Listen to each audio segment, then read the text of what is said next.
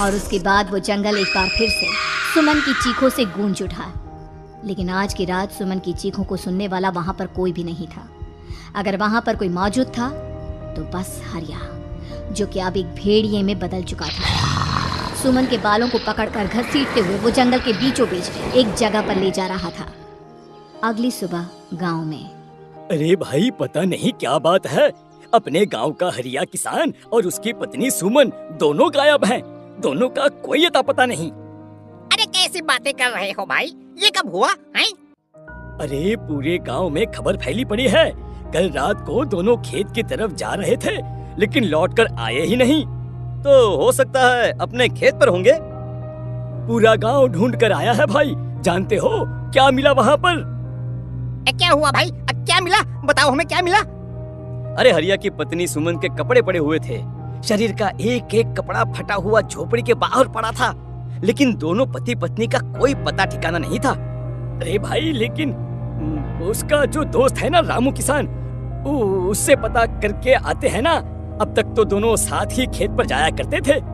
हाँ, हमें उसके घर जाना चाहिए भाई। चलो चलो वहाँ चलते हैं, चलो। वो सारे लोग रामू के घर पर पहुँचते हैं। रामू अपने घर के बाहर बैठकर हुक्का पी रहा था। आज सारे के सारे लोग टोली बनाकर मेरे घर क्यों आ रहे हैं? क्या कोई मर गया क्या भाई? अरे कैसी बातें कर रहे हो? तुम्हारा सबसे अच्छा दोस्त हरिया और उसकी पत्नी गायब है और तुम यहाँ बैठकर हुक्का पिए जा रहे हो हैं? रामू ने अजीब सी नजरों से उन सब गांव वालों की तरफ देखा, जिसकी वजह से वो लोग एक बार के लिए डर गए। गायब है? अरे गायब नहीं है, मुक्ति मिल गई है। उन दोनों को मुक्ति मिली है। इस दुनिया में आकर हर इंसान पाप करता है और उसे उसके पापों के लिए मुक्ति मिलना बहुत जरूरी है। अरे ये कैसी बहकी बहकी बातें कर रहे हो भाई, हैं? और इसका चेहरा अजीब सा क्यों लग रहा है? लगता है दोस्त के मरने का गम बैठ गया है।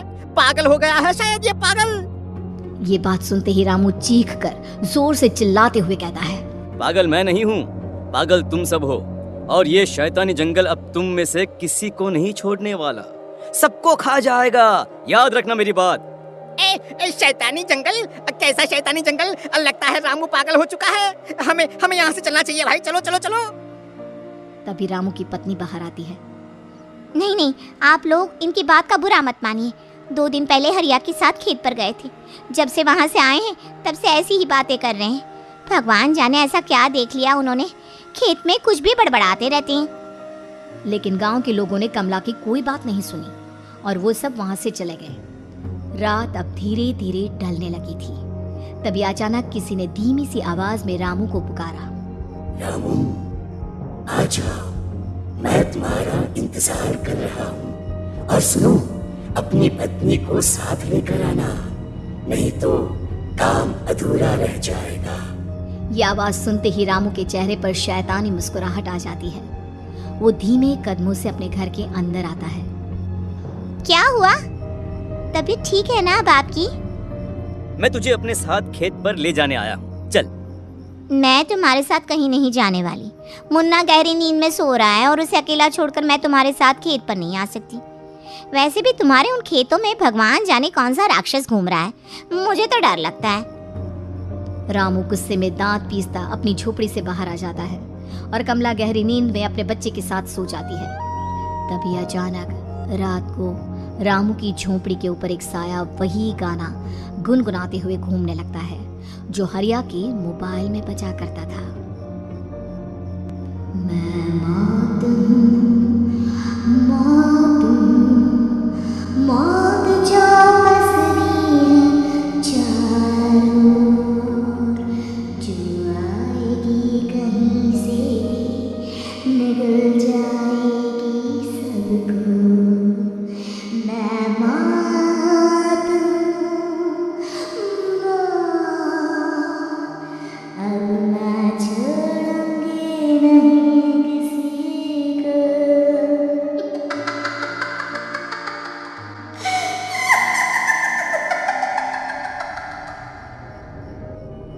ये आवाज सुनकर रामू की पत्नी कमला की आंख खुलती है और वो देखती है कि उसका मुन्ना अपनी जगह से गायब था।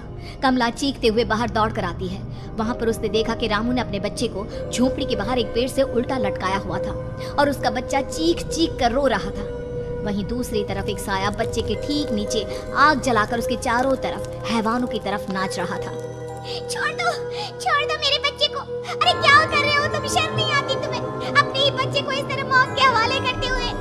अपना बच्चा? किसने कहा ये मेरा बच्चा है? अरे ये तो उस रामू की औलाद है, इस गांव के किसान रामू की, और मेरी दुश्मनी इस गांव के हर इंसान के साथ है। क्या? कैसी बात कर रहे हो तुम? और ये औरत कौन है? ये मेरे बच्चे को खा जाएगी। तभी अचानक से उस साया ने एक बेहद खतरनाक दिखने वाली औरत का रूप ले लिया और उसकी आंखों से आग निकल रही थी। सही पहचाना तूने, मैं तेरे बच्चे को खा जाऊंगी। अगर तू अपनी इस हैवान पति रामू के साथ जंगल नहीं आई, मैं तेरे बच्चे को खा जाऊंगी। लेकिन क्यों? आखिर क्या चाहती हो तुम मुझसे? मुझे जंगल क्यों ले जाना चाहती हो? औरत बुरी तरह से ठहाके मार मार कर जोर जोर से हंसने लगी और साथ में रामू भी। ये तो तुझे वहाँ चलने के बाद ही पता चलेगा ना। अगर तू नहीं आई तो थोड़ी देर में तेरा ये बच्चा आग में जलकर मर जाएगा। चल जल्दी। नहीं, मेरे बच्चे को छोड़ दो। तुम जहाँ कहोगे मैं तुम्हारे साथ चलने के लिए तैयार हूँ।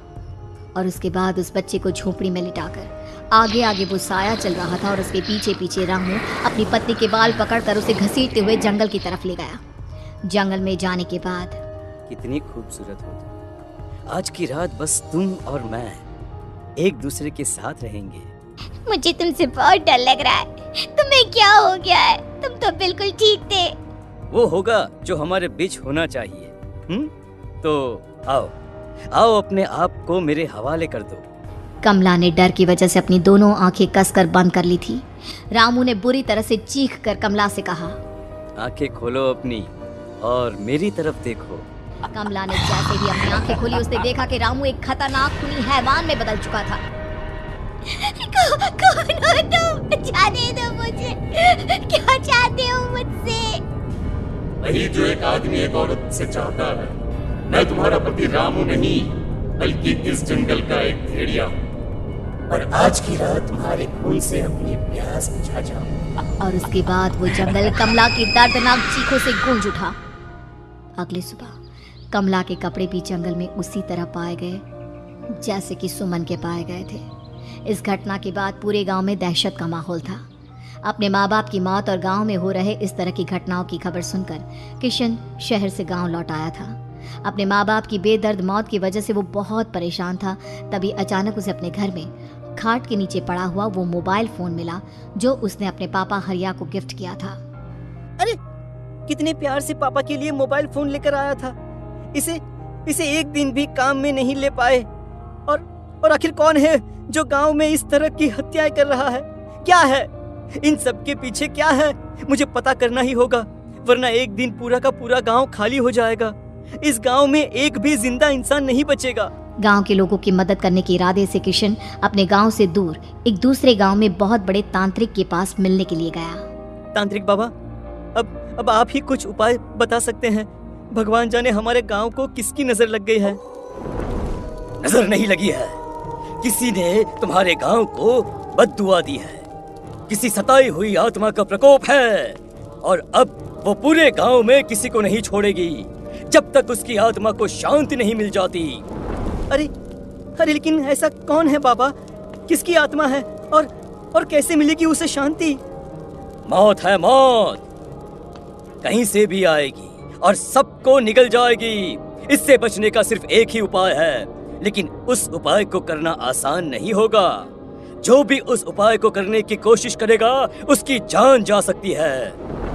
भले ही मेरी जान चली जाए, लेकिन मैं अपने गांव के लोगों की जान बचाने की पूरी कोशिश करूंगा बाबा। तो ठीक है, फिर अगली अमावस की रात जैसा मैं कहता हूँ वैसा ही करना। अमावस की रात तांत्रिक के बताए अनुसार किशन अपने साथ केरोसिन लेकर जंगल की तरफ चल पड़ा। उसके हाथ में देवी के मंदिर का सिंदूर भी था। किशन जंगल के बीचों बीच पहुंचा। ये देखकर उसकी आंखें फटी की फटी रह गई। वहां एक उबलते पानी का तालाब था और कई लोगों की लाश लटक रही थी। किशन के माँ बाप की लाश भी वहीं थी। माँ, बापू, क्या हो गया? ये क्या हो गया? तभी वहां पर एक औरत और आदमी आते हैं। उन्हें देखकर किशन चौंक जाता है। गोपाल काका, आपकी तो 5 साल पहले मौत हो गई थी। और निर्मला काकी आप? मौत तो हो गई थी, लेकिन तुम ये नहीं जानते कि हमारी मौत कैसे हुई थी। क्या क्या कहना चाहते हैं आप? कुछ नहीं, बस ये जान लो कि अब इस गांव में कोई जिंदा नहीं बचेगा। लेकिन क्यों काकी? क्योंकि 5 साल पहले इन गांव वालों ने मुझे डायन बताकर पत्थर मार मार के मार डाला।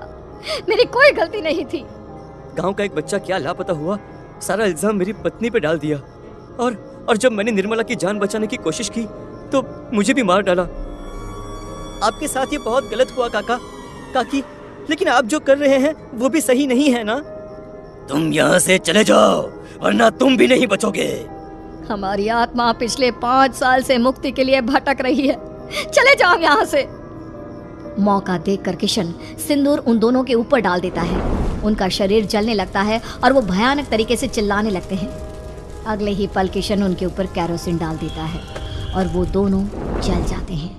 किशन अपने माँ बाप और दूसरी लाशों का अंतिम संस्कार करवाता है और अपने घर लौट आता है, लेकिन वो अभी भी इस बात से अनजान है कि मोबाइल अभी भी बज रहा था। मैं मौत हूँ।